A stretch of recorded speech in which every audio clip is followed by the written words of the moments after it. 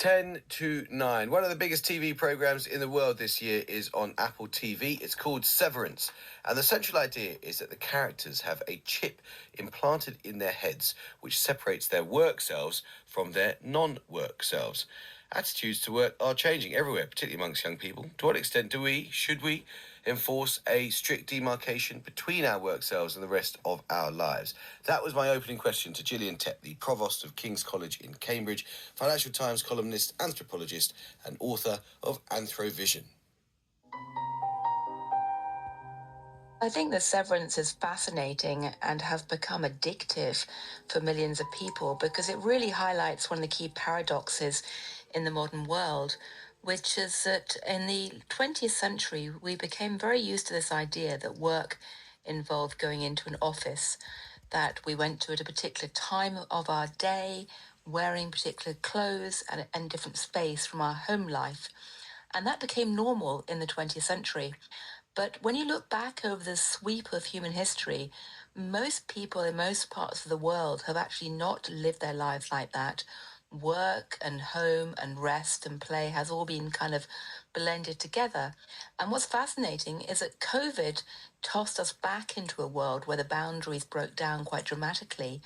And as we come out of COVID, many people are either yearning for a return to the strict demarcation that we used to have in the 20th century, and which is shown in a television series like Severance, or else they're saying we don't want that. We actually want to keep our boundaries blurred and bring our real selves to work and vice versa. Is that partly, do you think, because some younger people, and perhaps there's some evidence for this, are more distrusting of hierarchies, bureaucracy, and less likely to sort of trust figures of authority just because they happen to have that authority or power over them?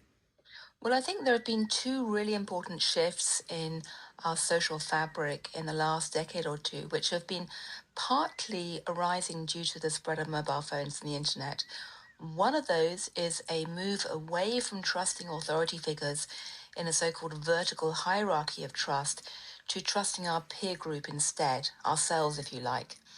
And that means that people are going into an office culture increasingly and not automatically trusting their bosses. They prefer to hang out with their peer group, which may be their friendship group, and get their advice and source of inspiration and wisdom from that.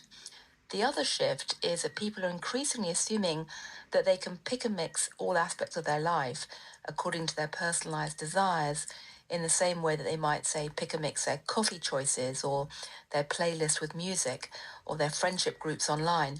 And so when people go into the office today, they firstly don't necessarily respect the authorities and the institutions, but they also want to go into an office or work on their own terms. And so the idea of a 9 to 5 career or a career ladder is increasingly out of step with how Gen Z and millennials actually live and imagine their life, where they want to be in control with a sense of agency, pick and mixing as they want, and essentially trusting their peer group more than anyone who used to be in charge. And as you say, the 20th century office with clear lines of hierarchy is a sort of historical aberration, both in terms of geography and history, because around the world, lots of different cultures and lots of different industries, they just don't operate like that. If you think of peasant farming, or if you think of people that are market stall traders around the world, it's actually quite a strange thing, this idea that for several decades people got up in the morning, they obviously listened to the Today programme, then they put on a suit and they went off to work. Well, you're absolutely right. And in fact, I originally trained as a cultural anthropologist and worked in a mountain community in the Himalayas where the idea of going to work was very blurred with home life because essentially families were running miniature little businesses themselves called farms, and there wasn't a clear-cut boundary between anything. But it's worth bearing in mind that the original roots of the word office come from the Roman word officium, which didn't actually refer to a specific place or building or even a place that you went to at specific hours of the day. It was really more about a role or a position or post. It's one reason why we still say today in English, the highest office in the land, not meaning a building, but a job description. Because, of course, when the Romans had the idea of an office originally, it meant a person doing a role in all kinds of places and at all different times of day, which wasn't as neatly marked by boundaries. Gillian, always a pleasure to talk to you. Gillian Tett, Provost of King's College, FT columnist. Thank you so much.